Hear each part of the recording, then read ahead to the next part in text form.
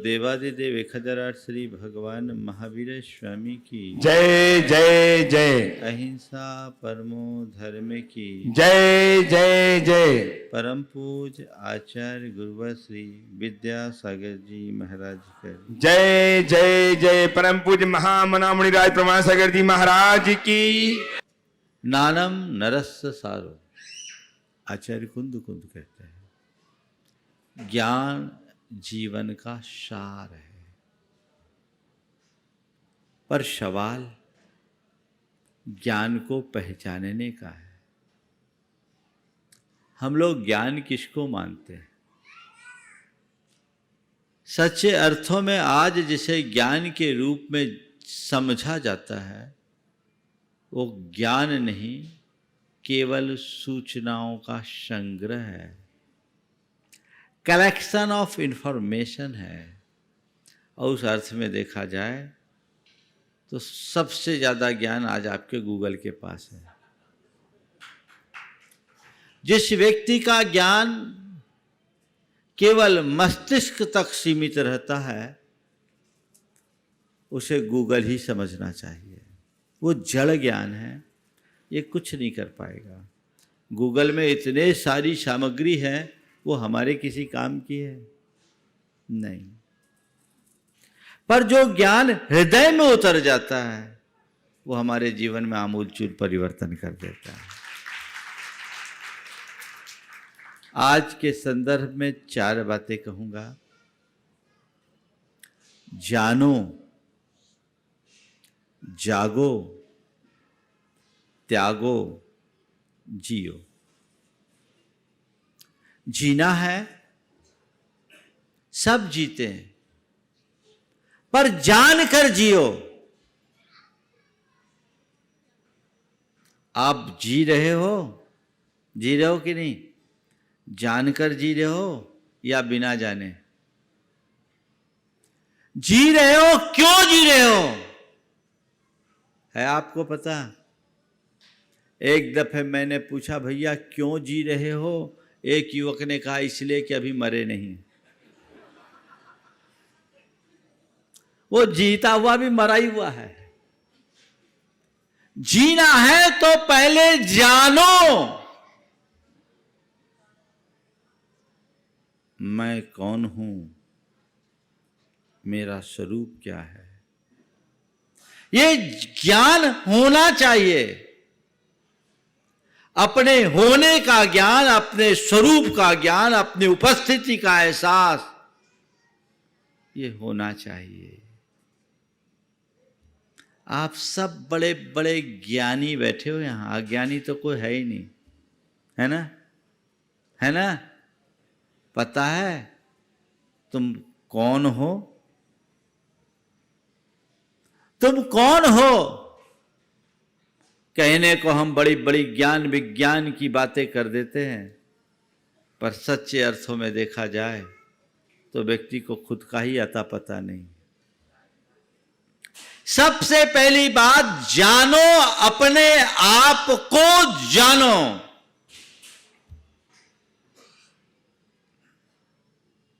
कभी मन में आता है अपने विषय में जानने का?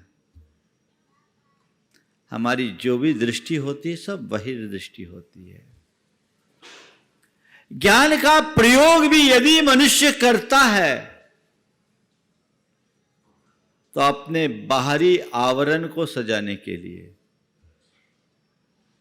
सच्चे अर्थों में वही ज्ञान है जो हमारी अंतरात्मा को निर्मल बनाए। जानो मैं कौन हूं, मेरा क्या है, मैं क्या कर रहा हूं, मुझे क्या करना चाहिए। इसको अच्छे से छानो, पहचानो। जब हम अपने आप को जानते हैं तो हमारी दिशा और दृष्टि सब परिवर्तित हो जाती है। बहुतेरे लोग कहने को बहुत ज्ञानी हैं, पर संतों की दृष्टि में सब के सब अज्ञानी हैं। क्यों? क्योंकि उन्हें अपना ही पता नहीं है। बोलो, मैं आपसे पूछता हूं, आप कौन हो? क्या जवाब दोगे? उज्ज्वल पाटनी। ये उज्ज्वल पाटनी कौन है? हम सबने अपनी एक काल्पनिक छवि बना रखी है और उसमें ही अपने आप को मान रखा है कि बस मैं यही हूं। हर व्यक्ति की एक छवि, मैं मुनि प्रमाण सागर हूं, मेरी ये छवि है और मैंने उस छवि को बना दिया। दुनिया में सबसे ज्यादा सुने जाने वाला मुनि हूं, प्रख्यात प्रवचनकार हूं, हजारों मेरे भगत हैं, लोग मेरे एक पल के दर्शन करने के लिए लालायित होते हैं। ये मैं हूं। कब से हो और कब तक रहोगे? कब से हो, कब तक रहोगे? जब से बोलना शुरू कर दिए तुम्हारी ये छवि बनती गई और तुमने उस छवि को अपनी छवि मानना शुरू कर दिया। जब तक बोल रहे हो तब तक ये छवि बनी रहेगी। जिस दिन चले जाओगे सब अप्रासंगिक हो जाएगा। और चले जाने की बात तो बहुत दूर की है, एक दिन जीते जी भी हर मनुष्य को अप्रासंगिक होना पड़ता है। एक दिन अप्रासंगिक होना पड़ेगा। जब तक तुम्हारा शरीर है ना, तुम लोगों की भीड़ कब तक है? जब तक यहां से मिल रहा है। जब ये सब बंद हो जाएगा ना, तो तुम लोग भी कहोगे ठीक है, आप कहीं दूसरी जगह जाओ। ये एक बहुत बड़ा सच है। पर मैं अगर अपने आप को ये मान लूं तो मैं पूरी ताकत उसी को मेंटेन करने में लगाऊंगा। मेरा सारा समय, मेरी सारी शक्ति, मेरा सारा चिंतन और मेरी सारी चेष्टा केवल उसमें होगी। और जब वो पुष्ट होगा तो मैं और फूलूंगा और उस पर चोट लगेगी तो मुझे गुस्सा आएगा। यही हमारे जीवन को विचलित करने के बड़े कारण हैं। अगर मैं जानूं कि मैं कौन हूं तो ये सब चीजें छूट जाएगी। यथार्थ क्या है? मैं हूं। मेरे साथ जितने भी विशेषण जुड़े हैं ना, वो मैं नहीं हूं। न मैं मुनि हूं, न अमुनि हूं, न मैं ज्ञानी हूं, न अज्ञानी हूं, न मैं अवक्ता हूं, न वक्ता हूं, न मैं पंडित हूं, न मैं मूर्ख हूं। मैं हूं। क्या? मैं हूं, बस हूं, उसकी अनुभूति करो। जिसने इसे जान लिया कि मैं हूं, बस समझ लो वही ज्ञानी है। सबसे पहले जानो, मैं केवल एक आत्मा हूं। मेरे साथ जुड़े जितने भी विशेषण हैं वे सब मेरी कल्पना है, संयोग के साथ मेरे साथ जुड़े हैं, यथार्थ नहीं है। ये भाव बोल अंदर जग जाए तो तुम्हारा सारा अभिमान और तुम्हारी सारी आसक्ति पल में विलीन होगी। फिर तुम संसार में रह करके भी उसमें रम नहीं सकोगे। वो आत्मा केवल ज्ञानी नहीं होता, जानने वाला आत्मा नहीं होता, अपितु जागृत आत्मा होता है। एक सुप्त व्यक्ति में और एक जागृत व्यक्ति में क्या अंतर होता है? सोया हुआ आदमी कौन होता है? जब नींद में रहते हैं, सोए रहते हैं, दिन दुनिया से बेखबर बेसुध होकर सोते हैं, कुछ अता पता होता है क्या? और कईयों की तो ऐसी प्रगाढ़ नींद होती है कि नींद में कोई उसको उठा के बिठा भी दे तो उसको पता नहीं लगता। कहने का तात्पर्य यह है कि सुप्त अवस्था वो अवस्था है जिसमें व्यक्ति को अपनी शुद्ध बुद्ध ना हो, और जागृत अवस्था वो अवस्था है जिसमें व्यक्ति को अपनी शुद्ध हो, बुद्ध हो। आप सब जागृत हो? आप सब जागृत हो? बोलो। महाराज अभी तो जाग ही रहे हैं। हाँ, नहीं हो तो सो क्यों रहे हो? ये भी पता है कि हम जागृत नहीं है, सो रहे हैं। ये बड़ी मुश्किल है। सोए हुए आदमी को तो पता ही नहीं रहता कि हम सो रहे हैं, पर तुम सबको पता है कि हम सो रहे हैं। संत कहते सोए को जगाना बहुत सरल है, पर जो सोने का अभिनय कर रहे हैं उन्हें जगा पाना बहुत मुश्किल है। यही हाल तुम लोगों के साथ। काश तुम्हें इस बात का एहसास होता कि हम सच में अभी सोए हैं, हम जागृत नहीं हैं, तो बदलने में देर नहीं लगती। हम भी कभी सो रहे थे। जिस पल मुझे भीतर से इस बात का एहसास हुआ कि मैं सो रहा हूं, मेरी आंखें खुली, मुझे सुध हुई, बुध हुई, अपने स्वरूप की पहचान हुई, गुरु चरणों में अर्पित कर दिया, आज यहां पहुंच गया।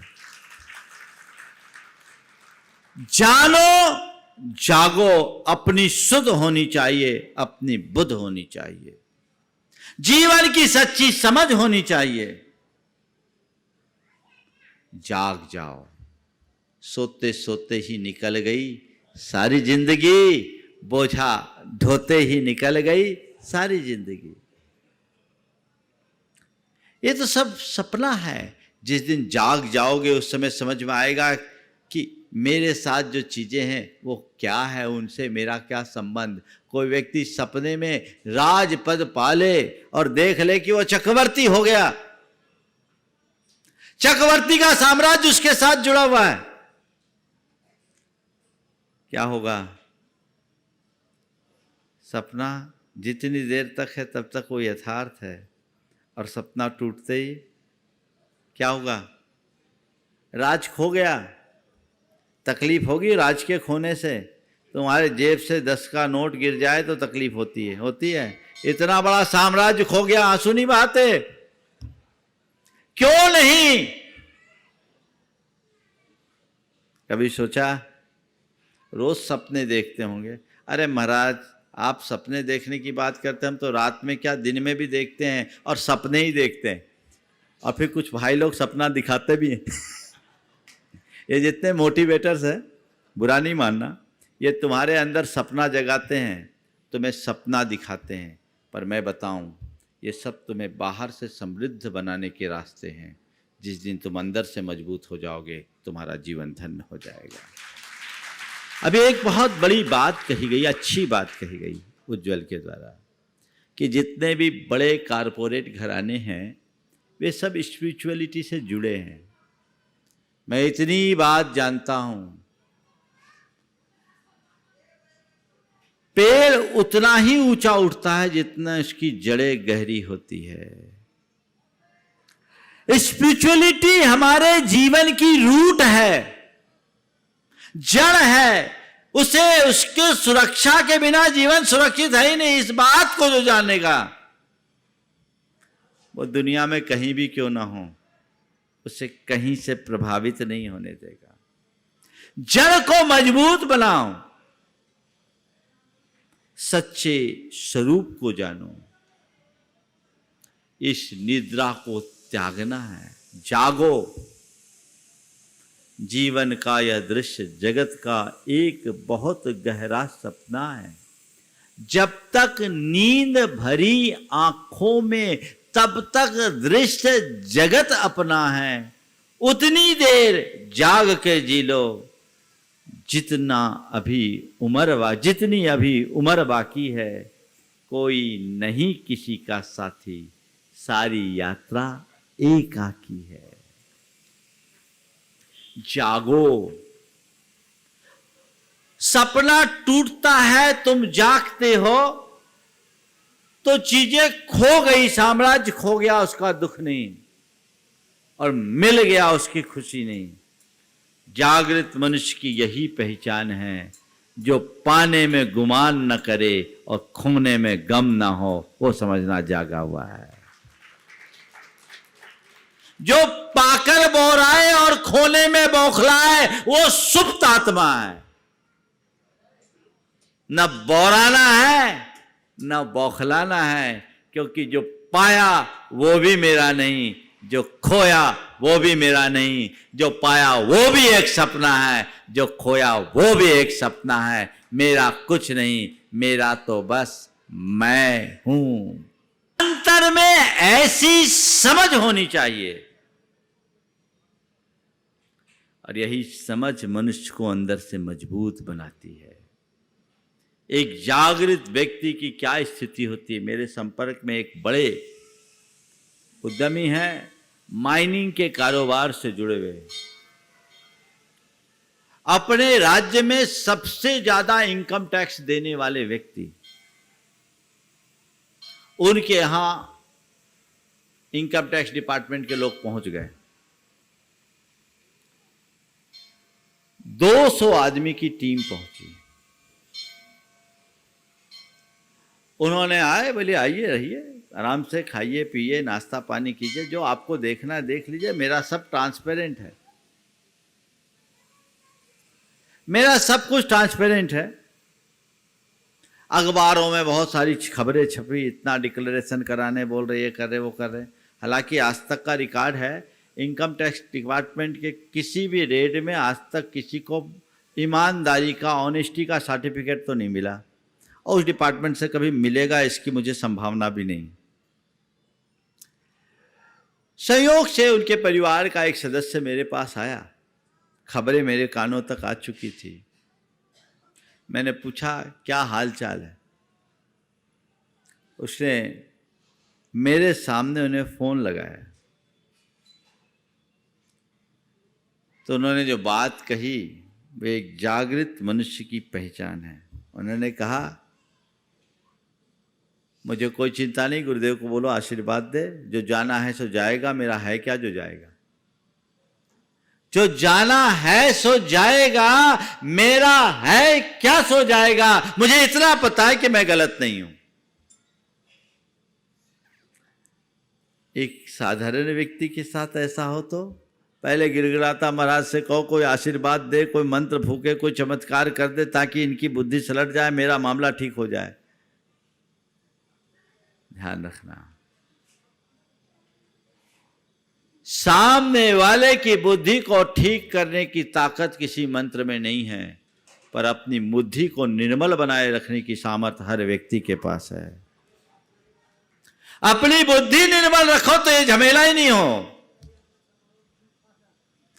तो जानो, जागो, फिर त्यागो। किसको त्यागना है? मोह को, आसक्ति को, अभिमान को, इसे त्यागो। ये सब उलझाने वाले कारण है, ये रुलाने वाले कारण है, ये दुखदाई है, इसी के कारण सारी परेशानियां हैं। एक बात गांठ में बांध के रखना, मुझे दुख देने वाला कोई दूसरा नहीं, मैं खुद हूं। मेरे भीतर का अज्ञान, मेरे भीतर का मोह रूप परिणाम ही मुझे दुखी करता है। इसे त्याग दूं तो हर पल आनंद है, फिर कुछ कहने और करने की नौबत ही नहीं आएगी। तो इस अज्ञान को त्यागो, इस मोह को त्यागो, अंदर से जागोगे, ये अपने आप इसे त्याग दोगे, फिर कुछ कहने की जरूरत नहीं पड़ेगी। और फिर जानने और जागने के बाद, त्यागने के बाद जो तुम जियोगे, उस जीवन का रस ही अलग है, आनंद ही अलग है, हर पल आनंद, एक अलग प्रकार की अनुभूति। वास्तविक जीवन ही वही जीवन है जिसमें सहजता हो, सरलता हो, समरसता हो और सकारात्मकता हो। जीने का मजा तो तभी है। अपने मन को पलटकर देखो, पल में मासा, पल में तोला। थोड़ी सी तारीफ कर दूं खिल जाते हो, और कोई टिप्पणी कर दे तो खौल जाओगे। पल में खिलना, पल में खौलना, ये क्या परिणति है तुम्हारी? इनसे उपरत हो। और ये योग्यता तुम्हारे भीतर, ये क्षमता तुम्हारे भीतर, ये प्रतिभा तुम्हारी है, पर तुम्हें उसका पता ही नहीं, तुम उसे जानते ही नहीं। असल अध्यात्म यही है, ज्यादा कुछ नहीं। इन 2 लाइनों को चरितार्थ कर लो। होकर सुख में मग्न न फूलूं, दुख में कभी न घबराऊं, इष्ट वियोग अनिष्ट योग में सहनशीलता दिखलाऊं। यही तो जीने का सार है, सारे धर्म का निचोड़ है। यदि हमने इसे आत्मसात कर लिया तो जीवन को एक नई ऊंचाई मिलेगी। हम अपने जीवन के सार तत्व को प्राप्त कर पाएंगे। आज उज्ज्वल पाटनी, जिसके बारे में सुना तो हमने बहुत सालों से था, एक लंबे अंतराल के बाद मेरे पास तो शायद पहली बार आना हुआ, आज उसके विचारों को मैंने सुना। निश्चित आज समाज में इसकी भी ज़रूरत है, पर हमें एक बात का सदैव स्मरण रखना चाहिए, हम केवल अपनी बाहरी पर्सनालिटी को चमकाने की कोशिश में न लगे, अपने आप को भीतर से मजबूत बनाने की कोशिश करें। असली व्यक्तित्व जब निखरता है तो जीवन में एक अलग प्रकार की चमक प्रकट होती है, वह धर्म और अध्यात्म से ही है। आज के समय में अध्यात्म की या धर्म की जितनी आवश्यकता है, मैं समझता हूँ आज से 50 बरस पहले उतनी नहीं थी, क्योंकि आज अपडाउन्स ज़्यादा है, स्ट्रेस ज़्यादा है। अगर वो व्यक्ति अपने इमोशंस पर कंट्रोल करने की क्षमता विकसित कर ले तो आज बहुत सहजता से जी सकता है, और यह केवल तत्व ज्ञान के बल पर ही संभव है, यह अध्यात्म के बल पर ही संभव है। हम इस दिशा में आगे बढ़ें। मैं उज्ज्वल को भी आशीर्वाद देता हूँ कि इसके साथ भगवान महावीर की देशना को जन जन तक पहुँचाने की कोशिश करें, उस अध्यात्म को जो भगवान महावीर ने सर्वोदयकारी कहा, जो सबके कल्याणकारी के रूप में देखा, वो सबके जीवन में घटित हो और हम अपने और सबके जीवन को अच्छा बना सके। इसी भाव के साथ यहीं पर विराम। बोलिए परम पूज्य आचार्य गुरुवर श्री विद्यासागर।